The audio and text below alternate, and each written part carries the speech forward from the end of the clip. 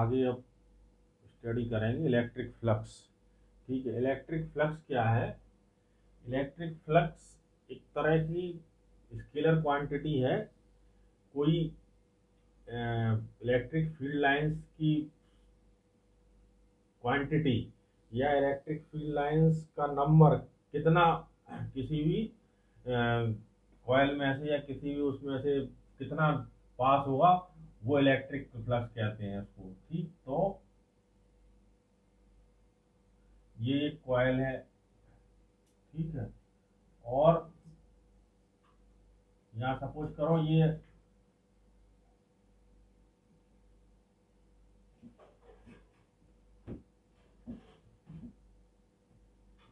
यहाँ से ये पानी गुजरता है, ठीक है, वाटर वाटर करंट बह रही है, फ्लो कर रही, ठीक।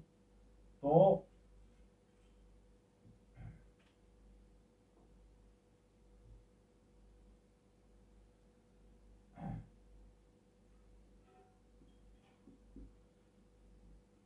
ये इस समय जितनी भी इसमें से वाटर करंट गुजरेगी वो यहाँ आ जाएगी, ठीक। अब अगर हम इसको इस तरह से टर्न करते जाएं, ठीक, तो क्या होगा, पूरी नहीं गुजर पाएगी इसमें से, ठीक, कुछ गुजरेगी, कुछ बाहर निकल जाएगी। और टर्न करते हैं इसको तो और कम निकलेगी। तो अगर इसको बिल्कुल इसी डायरेक्शन में ऐसे करते हैं तो बिल्कुल भी नहीं निकलेगी, क्योंकि वो पूरी ऐसे हो जाएगी कॉइल, और इसका मुंह ऐसा हो जाएगा, इसका जो इनलेट है वो, इसमें बिल्कुल भी पानी नहीं आएगा।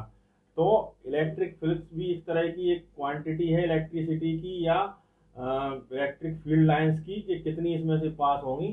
तो इलेक्ट्रिक फ्लक्स की फॉर्मूला होता है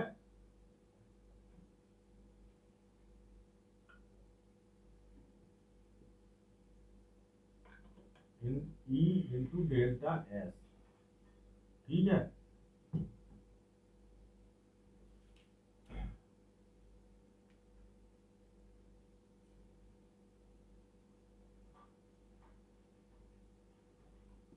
कॉस थीटा होगा, मतलब अगर थीटा की वैल्यू 0 होगी, ठीक,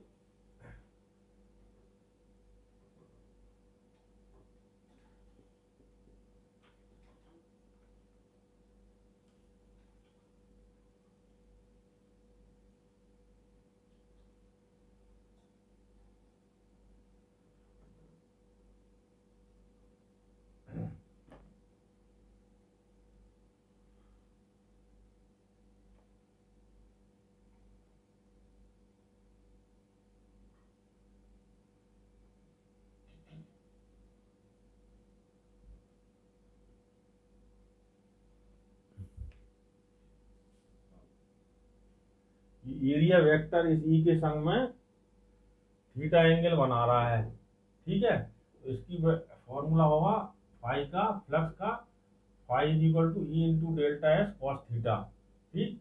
अगर ये थीटा की वैल्यू 0 होगी तो फाई की वैल्यू सबसे ज्यादा होगी, क्योंकि इसी डायरेक्शन में जैसे हमने समझाया तभी पूरा का पूरा इसमें से गुजर जाएगा इलेक्ट्रिक फ्लक्स, ठीक है। और अगर इसकी वैल्यू 90 हो जाएगी, ठीक है, तो फिर फील्ड लाइन ऐसी जाएंगी, इलेक्ट्रिक फील्ड लाइन, तो इसमें से बिल्कुल नहीं गुजर पाएंगी अगर इसकी वैल्यू 90 हो जाएगी तो, ठीक।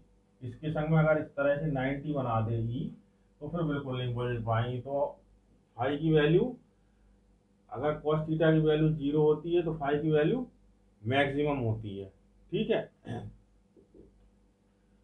अब हम यहाँ पर गॉस लॉ देखेंगे।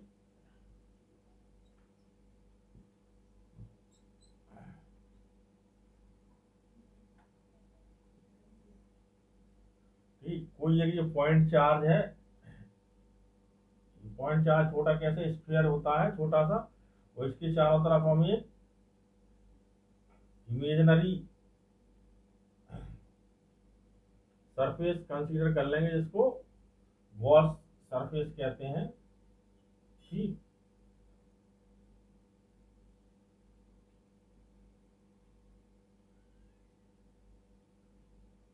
ये डेल्टा एस है, ठीक, ये क्यू कूलाम चार्ज रखा हुआ है, डेल्टा एस कहाँ काम करेगा, इधर की तरफ काम करेगा। ठीक, तो फाई की वैल्यू कितनी होगी यहाँ से, ई इंटू डेल्टा एस। ठीक,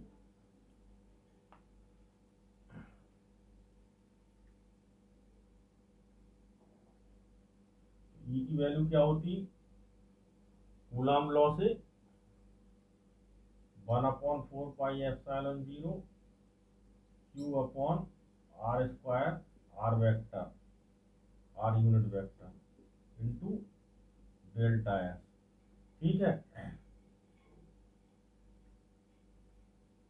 डेल्टा एस की संग में आर भी इसी डायरेक्शन में है, R vector, are unit vector भी इसी डायरेक्शन में है। ठीक है, तो जब हम डेल्टा एस वेक्टर का निकालेंगे तो डेल्टा एस की वैल्यू होगी, डेल्टा एस वेक्टर की delta S into R vector. ठीक है, आर यूनिट वेक्टर, तो इसकी जगह रख देंगे 1/4πε0 q upon are square, r unit vector और delta s, r unit vector. ठीक, तो आर यूनिट का मल्टीप्लीकेशन 1 होता है, तो इसकी वैल्यू आ गई 1/4πε0 q upon are square into delta s. ठीक है,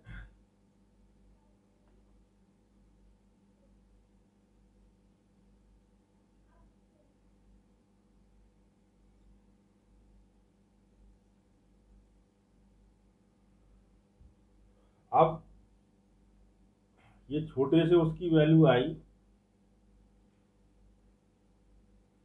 पार्ट की, अब इसको अगर हम सम करेंगे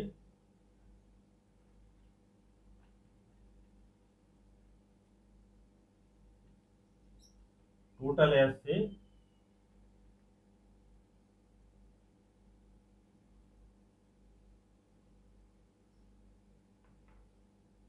one upon 4πε0 q upon are square, और इसकी जगह कितना होगा, डेल्टा एस की जगह एस आ जाएगा, क्या आ जाएगा, एस पूरा।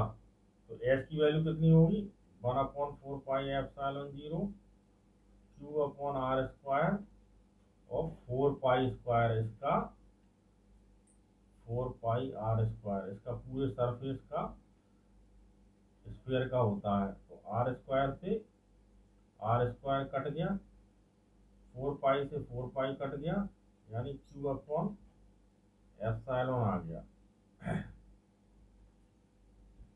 ठीक, काय की वैल्यू आ गई, पाई की, यानी यहां से क्या आया, ई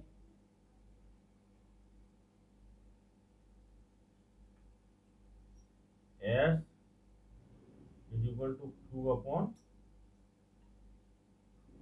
एप्सिलॉन।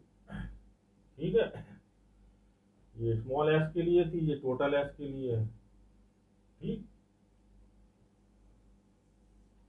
तो ये क्या हो गया, गॉस लॉ।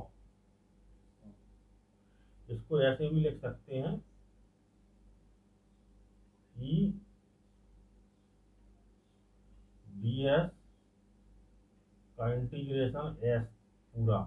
ठीक है, मतलब ये स्मॉल फाई था, इसका अगर हम इंटीग्रेशन कर देंगे इसका डी एस का एस से, तो ये फाई की वैल्यू आ जाएगी, ये क्यू अपॉन एप्सिलॉन 0, ये भी लिख सकते हैं।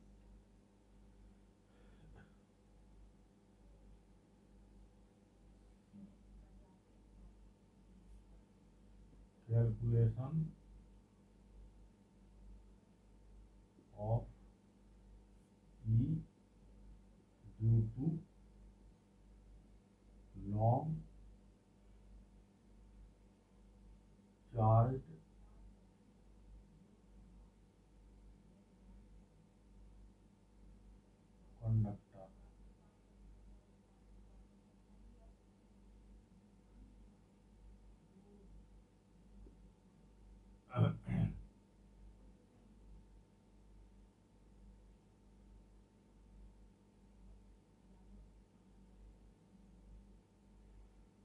चार्ज कंडक्टर है, ठीक है। इससे यहाँ r डिस्टेंस पर मैग्नेटिक फील्ड की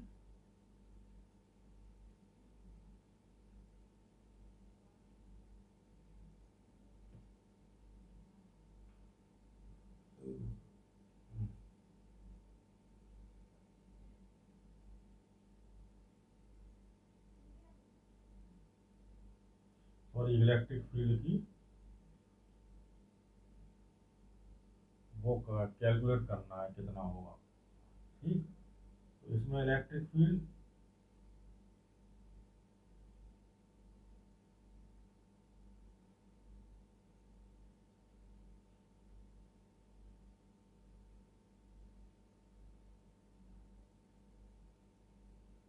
इस डायरेक्शन में होगी, इस डायरेक्शन में होगी, ठीक है। इसमें इलेक्ट्रिक फील्ड जो काम करेगी, इसका जो कर्व्ड सरफेस है उसके परपेंडिकुलर आउटसाइड की तरफ काम करेगी, ऐसे ऐसे इस तरह से, ठीक है। तो ये निकालना है हमें। तो फॉर्मूला क्या होता है गॉस लॉ के according,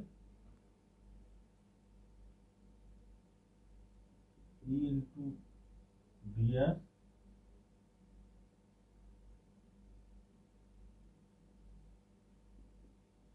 is equal to Q upon epsilon zero, ठीक है।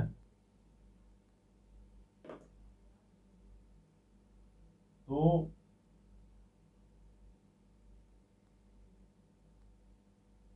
ये क्या है, सरफेस एरिया है, ई डी एस कॉस कितना होगा, इसमें जीरो होगा, क्योंकि इसके संग में ये एरिया वेक्टर कितना एंगल बना रहा है, जीरो एंगल बना रहा, तो इसकी वैल्यू होगी zero is equal to Q upon epsilon zero. तो हो जाएगा ई डी एस, ठीक है, is equal to Q upon epsilon zero.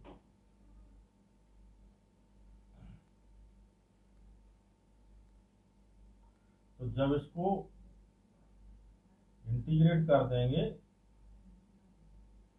तो इसकी वैल्यू आएगी ई 2 पाई आर एल, ठीक। और अगर यूनिट लेंथ पर चार्ज इसका लैम्डा है तो Q इज इक्वल टू होगा एल लैम्डा, ठीक। ये होगा L lambda upon epsilon zero, L से एल कट जाएगा, ई की वैल्यू आएगी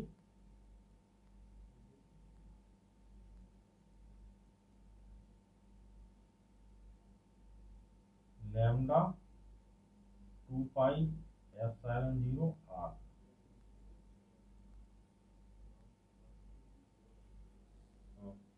ई वेक्टर की वैल्यू हो जाएगी lambda 2 pi epsilon zero R, R vector unit vector, ठीक। ये थोड़ा और क्लियर कर दें, अकॉर्डिंग टू गॉस लॉ जो इंटेंसिटी ऑफ इलेक्ट्रिक फील्ड है और एरिया वेक्टर है, दोनों का जो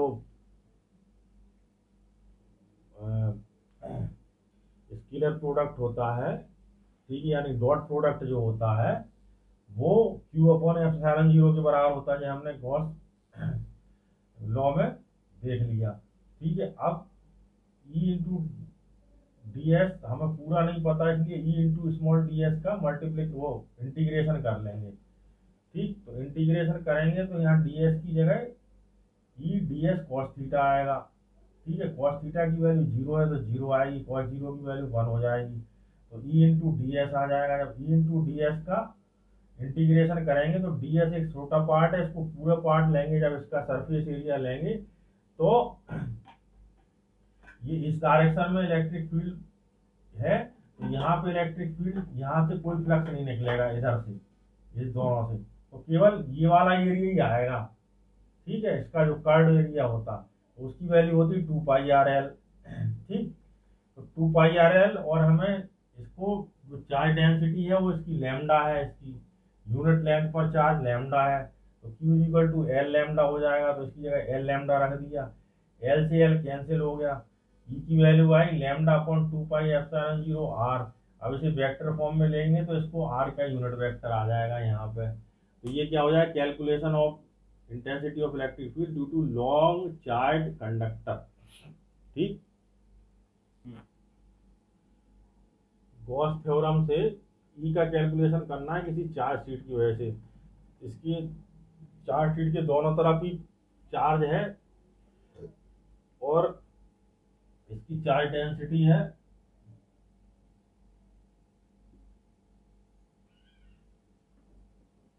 sigma is equal to Q upon a, यानी यूनिट एरिया पर चार्ज इसका ये है सिग्मा। ठीक, तो गॉस थ्योरम क्या कहती है, E D S is equal to Q upon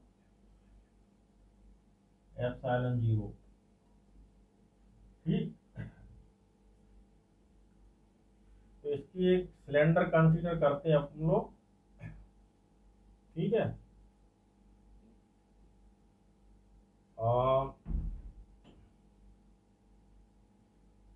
ई की वैल्यू कैलकुलेट करना, तो सिलेंडर कंसीडर करते हैं। ठीक, तो हमें दोनों जुड़ जाएंगे। ठीक है, तो इसमें क्या होगा, टोटल ई कितनी होगी,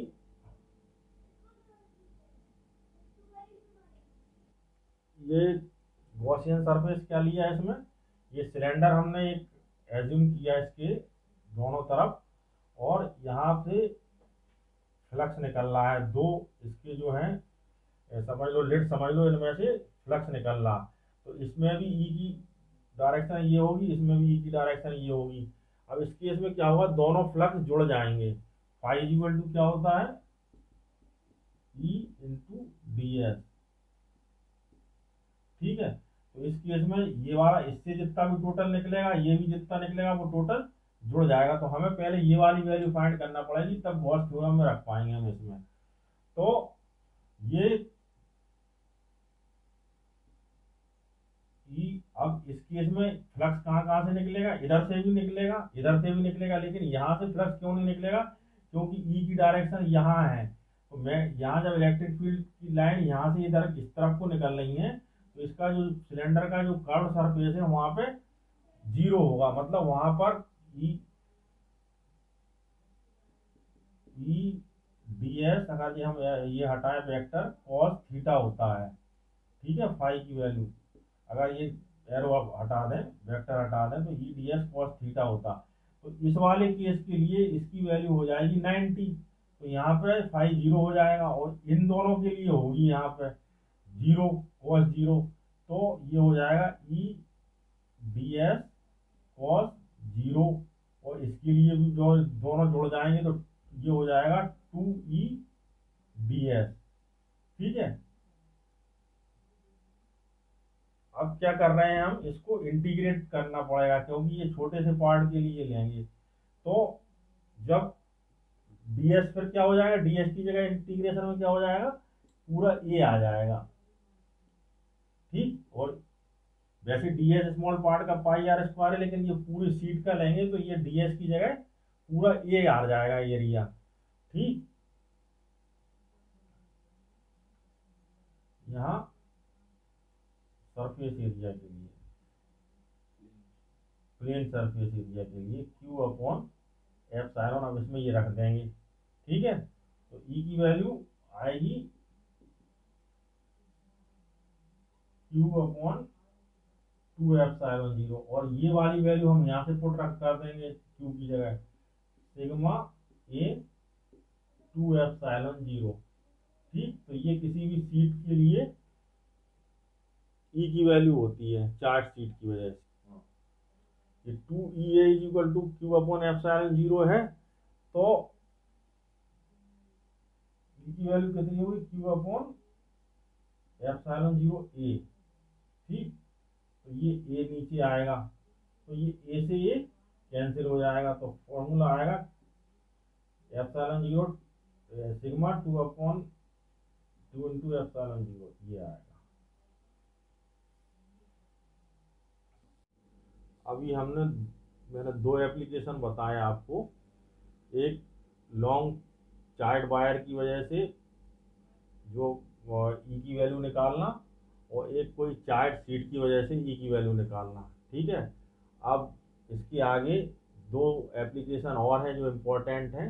किसी भी सॉलिड स्फीयर की वजह से ई की वैल्यू कैलकुलेट करना, और किसी हॉलो स्फीयर की वजह से हॉलो स्फीयर के अंदर और हॉलो स्फीयर के बाहर ई की वैल्यू कैलकुलेट करना बाई अप्लाइंग गॉस थ्योरम, ये बताएंगे दिव्यांश।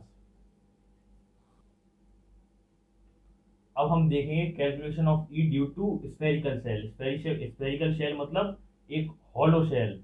हॉलो शेल के लिए आप तीन केसेस देखेंगे, एक उसके अंदर कितनी होगी सरफेस पे, और उसके बाहर आउटसाइड द सरफेस। तो पहले इनसाइड द शेल देखते हैं।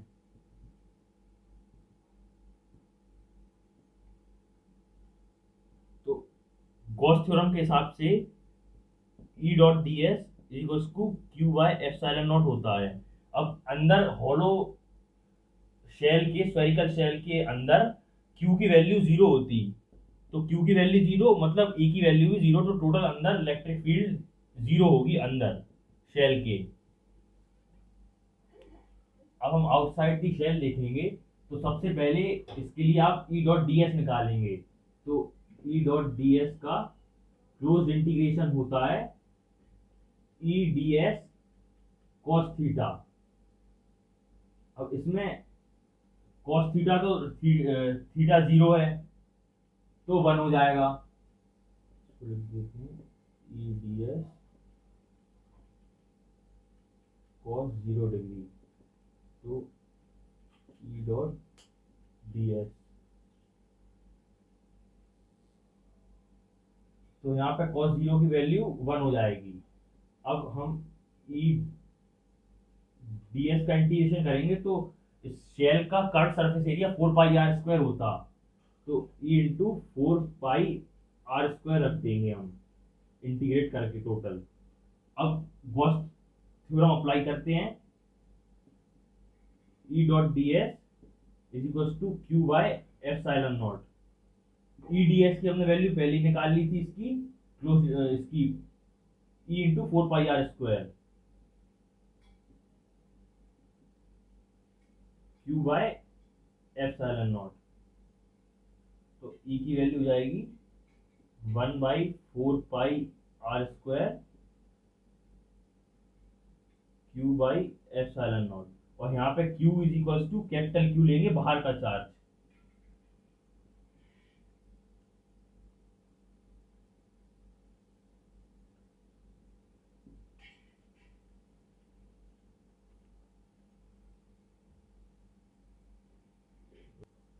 तो इसको is equal to 1/4 pi epsilon naught side ले रहा है, कैपिटल Q बाई r², ये होती है। अब आउटसाइड की शेल और सरफेस पे दोनों पे सेम रहेगी, यही आउटसाइड भी होगी एंड ऑन दी सरफेस।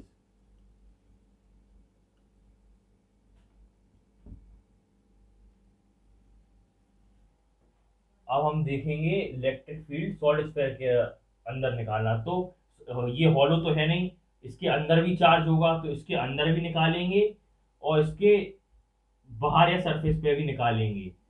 तो पहले अंदर देखते हैं, तो अंदर के लिए चार्ज कैलकुलेट करेंगे पहले। Q small q upon 4/3 pi capital R³ into 4/3 pi small r³ अंदर के लिए r स्मॉल लिए है। पाई से पाई 4/3 से 4/3 कट जाएगा, तो capital Q equals to small Q into small are cube upon capital are cube, ये आएगी। अब हम गॉस थ्योरम अप्लाई करेंगे। E dot D S equals to Q by epsilon naught. तो अब अंदर के लिए देखते हैं, ई क्लोज इंटीग्रल करेंगे हम ds का, क्यू की जगह हम कैपिटल क्यू रख देंगे, Q R cube by capital are cube upon epsilon naught. तो हम ds देखेंगे, इसको क्लोज इंटीग्रल को एक काम करते पूरा खोलेंगे, ई ds cos थीटा, तो यहाँ cos थीटा 1 होगा, तो यहाँ पे ये हो जाएगा E dot D S is equals to Q small are cube by capital are cube epsilon naught. तो और ds पे अब हम इसका इंटीग्रेशन देखेंगे ds का, तो उसका कर्व सरफेस एरिया मतलब 4 पाई आर स्क्वायर, तो e 4 pi are square is equals to Q small are cube upon capital are cube epsilon naught. यहाँ से ई की वैल्यू निकाल लेंगे, q small are cube by capital are cube into epsilon naught into 1/4 pi are square. तो r square से r cube काट देंगे, एक आर यहाँ बचेगा, equals to q into r by capital are cube epsilon naught 4 पाई, ये इसकी value आएगी। अब हम बाहर के लिए देखेंगे, तो बाहर के लिए जैसा हमने होलो स्क्वायर के लिए केस देखा था वही सेम केस होगा। इसमें बाहर एक हम बना लेंगे, चार्ज क्यू है, रेडियस इसकी भी स्मॉल आर ले लें, तो वही केस आएगा जैसे हमने होल स्क्वायर में निकाला था, सेम उसी टाइप से हम इसमें भी निकाल सकते हैं। तो उसकी वैल्यू भी 1/4 pi epsilon naught Q by are square आएगी। जैसे सेम टू सेम जैसे हमने होलो में निकाला था, E dot D S calculate करके उसका curve surface area 4 pi are square रखा था, उसके बाद जैसे उसमें निकाला था सेम टू सेम उसी तरीके से इसमें कैलकुलेट होगा। बस इसमें अंतर इतना था कि अंदर ये सॉलिड था, तो इसके अंदर भी चार्ज था, तो उसके लिए हमने पहले चार्ज कैलकुलेट किया, फिर गॉस थ्योरम अप्लाई करके उसकी इलेक्ट्रिक फील्ड कैलकुलेट की अंदर, जो कि ये आई। अब हम देखेंगे electric field due to charge ring. तो एक हमने इधर पर रिंग ली है, उसकी रेडियस है मान ली a, जिस पॉइंट पे निकालना उसकी डिस्टेंस है x, और ये r उसकी रेडियस ले ली पॉइंट की इधर से। अब यहाँ पर जो इलेक्ट्रिक फील्ड लगेगी वो इसके डायरेक्शन में लगेगी d, इससे कॉम्प्लीमेंट करेंगे d cos theta d sin theta theta, इसके जो एंगल बन रहा है इधर से। अब अगर इसकी वजह हम केस इधर उलट दें, तो ये लाइन जो इधर से बना रहे इधर से बना दें, तो तब भी d cos थीटा एक d की डायरेक्शन होगी इधर, तो d इधर ही आएगा, और d sin थीटा दोबारा इधर आएगा, तो d sin थीटा जितने भी होंगे सारे कैंसिल हो जाएंगे, और जो भी इलेक्ट्रिक फील्ड होगी वो cos थीटा की डायरेक्शन में होगी। तो टोटल कॉस इलेक्ट्रिक फील्ड को इंटीग्रेट करके निकाल लेंगे, तो ई नेट आएगी integration of D E cos theta, और इधर से हम ये रेडियस निकाल ले रहे हैं, तो यहाँ पे लगाएंगे हम पाइथागोरस थ्योरम।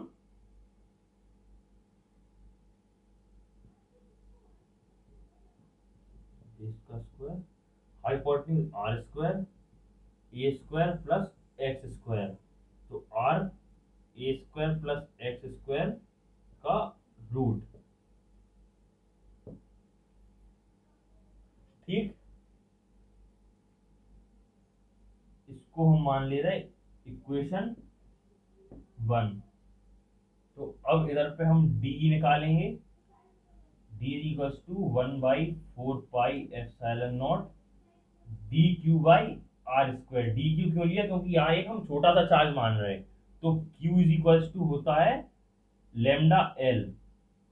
तो क्यू की वैल्यू इधर रख देंगे, तो D is equals to 1/4 pi epsilon naught D lambda L upon are square. तो यहाँ पे D is equals to 1/4 pi epsilon naught lambda, तो टोटल उसकी चार्ज डेंसिटी मान लें, तो उसका जो छोटा पार्ट बचेगा वो लेंथ बचेगा, तो डी एल ले रहा है इधर पे अपॉन आर स्क्वायर। ठीक, अब ये जो डी की वैल्यू निकाली, हम इसको इक्वेशन 1 में रख देंगे। तो e net is equals to d e cos theta. Cos theta की वैल्यू हम यहाँ से निकाल के रखेंगे। E net is equals to, पहले डी की वैल्यू रख लेते, 1/4 pi epsilon naught lambda d l by are square, और कॉस थीटा की वैल्यू रखेंगे हम इधर से base upon hypotenuse x upon r. तो e net is equals to 1/4 pi epsilon naught lambda d l, यहाँ आर की वैल्यू हमने जो निकाली थी वो रखेंगे a square plus x square. इसका रूट था, स्क्वायर था, तो कैंसिल हो जाएगा, केवल a square plus x square बचेगा, और एक्स अपॉन आर की वैल्यू ये रखेंगे हम रूट में। A square plus x square root था, तो इसकी हम 1/2 कर दे रहे हैं पावर। ठीक, अब ई नेट जो निकलेगा वो आएगा 1/4 pi epsilon naught lambda d l into x, और इन दोनों का कंबाइन कर देंगे तो आएगी a square plus x square to the power 3/2। ठीक, अब यहां से ये बाहर आ जाएगा, डीएल को इंटीग्रेट करके हम उसकी वैल्यू रखेंगे, और रेडियस की वैल्यू यही रहेगी। नेट इज इक्वल्स टू 1/4 जो भी वेरिएबल चीज है इसमें से हम उसको इंटीग्रेशन में रखेंगे सिर्फ, बाकी सब बाहर निकाल लेंगे। तो इसमें बाकी सब बाहर निकाल लेंगे सिर्फ डीएल को छोड़ के, क्योंकि हमें डीएल टोटल रखना है उसमें इंटीग्रेट करके। तो 1/4 pi epsilon naught lambda X upon A square plus x square to the power 3/2 integration of DL. यहाँ पर डीएल की वैल्यू रखते हैं 1/4 pi epsilon naught lambda X, और इसकी वैल्यू रख देंगे, डीएल की वैल्यू हम इसके पेरीमीटर के बराबर रखेंगे, 2 पाई इंटू इसकी रेडियस ली थी ए, तो a square plus x square to power 3/2 और 2 पाई ए। अब यहां से 2 पाई ए इंटू लेमडा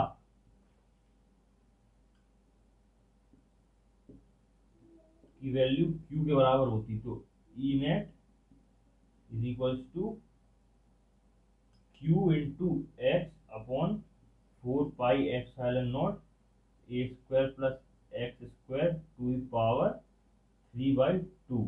ये आ गई electric field due to charge ring.